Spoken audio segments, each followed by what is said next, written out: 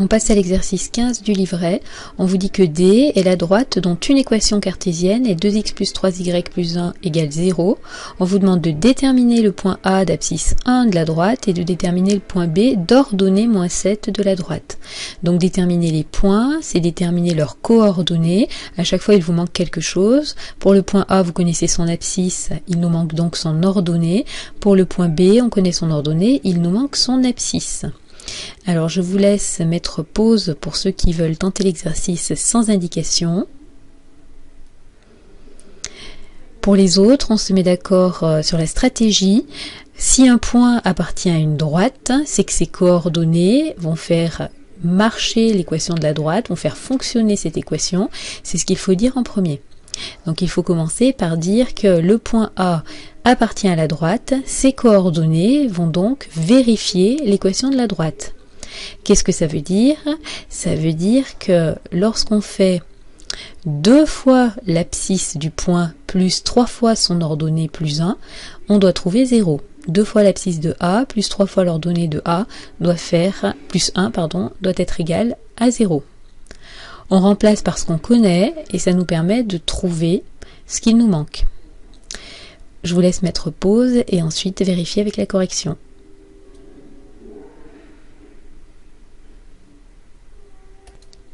On vérifie donc la correction. On sait que 2 fois, donc l'abscisse de A est connue, c'est 1, 2 fois 1 plus 3 fois l'ordonnée de A plus 1, ça doit faire 0. Donc on peut aller plus vite ou détailler comme je l'ai fait. Donc 2 plus 3 fois l'ordonnée de A plus 1 doit être égal à 0. On rassemble les valeurs numériques. 3 plus 3 fois l'ordonnée de A doit faire 0.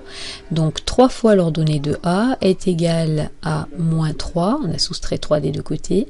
Et pour avoir YA tout seul, on divise par 3. YA est égal à moins 1. Donc les coordonnées du point A sont 1 en abscisse qu'on connaissait et on a trouvé l'ordonnée moins 1. On sait que la droite passe par le point, on peut le placer dans un repère A de coordonnées 1, moins 1. La droite D va passer par ce point. Allez, je vous laisse faire le même travail pour le point B. Vous mettez sur pause et vous vérifiez ensuite avec la correction. Donc cette fois-ci, le point B appartient à la droite D, ses coordonnées vérifient l'équation. On fait attention, ce qu'on connaît c'est son ordonnée. Donc on écrit que 2 fois l'abscisse de B, on prend l'équation qui est donnée dans l'énoncé. 2 fois l'abscisse de B plus 3 fois son ordonnée plus 1 est égal à 0. On remplace l'ordonnée par ce qu'on sait. Donc 2 fois l'abscisse de B plus 3 fois moins 7 plus 1 est égal à 0. On fait les petits calculs que l'on peut réaliser. 2 fois l'abscisse de B moins 21 plus 1 est égal à 0. 2 fois l'abscisse de B moins 20 est égal à 0. 2 fois l'abscisse de B est égal à 20. L'abscisse de B est égal à 10. Alors on fait attention. Ce qu'on a trouvé c'est l'abscisse. Donc les coordonnées de B sont 10. Et ce qu'on nous avait donné dans l'énoncé c'est son ordonnée. On peut placer le point dans le repère également. Donc le point 10... Le point de coordonnées 10, moins 7, notre point B, et la droite passe par ces deux points, la droite D, on peut à ce moment-là la tracer, on peut prolonger des deux côtés, voilà notre droite D. On peut passer à l'exercice suivant. Exercice 18, on nous demande de déterminer un vecteur directeur et lorsque c'est possible, le coefficient directeur de chacune des droites suivantes. Donc vous avez des droites qui vous sont proposées, soit grâce à leur forme réduite, y égale, x égale, soit avec des équations cartésiennes et on vous demande de trouver un vecteur directeur. Pour l'instant, on ne sait trouver un vecteur directeur que lorsqu'on a une équation réduite de la droite. Donc je vous laisse réfléchir et proposer des vecteurs directeurs. Pour la première droite, on vous propose l'équation réduite de la droite.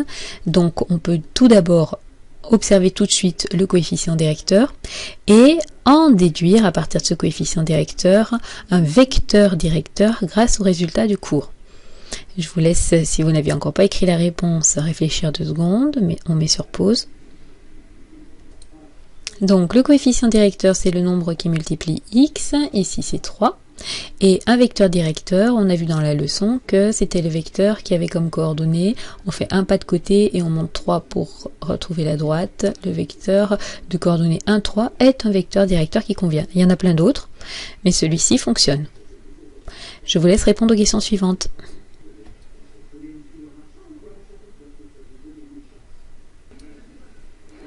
On vérifie, donc on a besoin cette fois-ci de changer, de transformer l'équation cartésienne qui nous est donnée.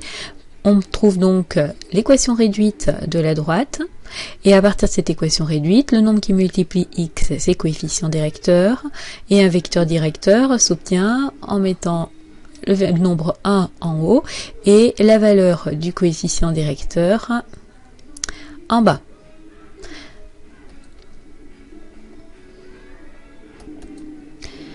Donc cette fois-ci, attention, l'équation réduite de la droite est x égale 2, ça veut dire que la droite est verticale, c'est la droite qui est constituée de tous les points qui ont comme abscisse 2. Elle n'a pas de vecteur directeur.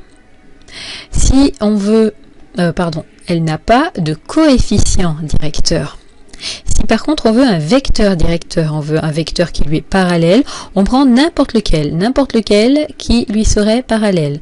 Donc si par exemple je pense à ce vecteur-là, ses coordonnées sont, vous vous rappelez, on regarde quel déplacement il faut faire pour passer de l'origine à l'extrémité du vecteur, donc 0 en abscisse et moins 4 en ordonnée. On aurait pu en donner d'autres.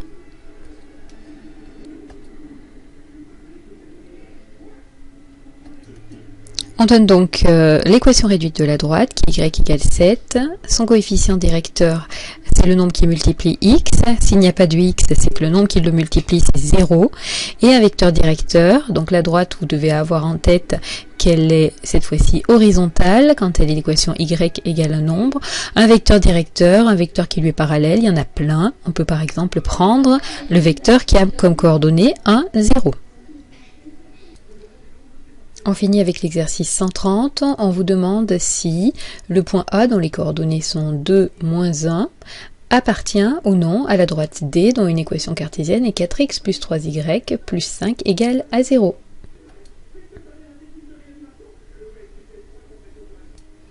Donc l'idée, c'est de vérifier si les coordonnées de A font fonctionner ou non l'équation de la droite qui nous est donnée. Donc il faut regarder si 4 fois l'abscisse de A plus 3 fois l'ordonnée de A plus 5 est égal ou non à 0. Attention pour la rédaction, on n'écrit pas tout de suite que ça fait 0 puisque c'est ce qu'on veut tester. On ne sait pas si quand on met l'abscisse de A ici et l'ordonnée de A ici, si le résultat est 0 ou pas. Donc on écrit d'abord le calcul et on conclut à la fin selon la valeur qu'on aura trouvée.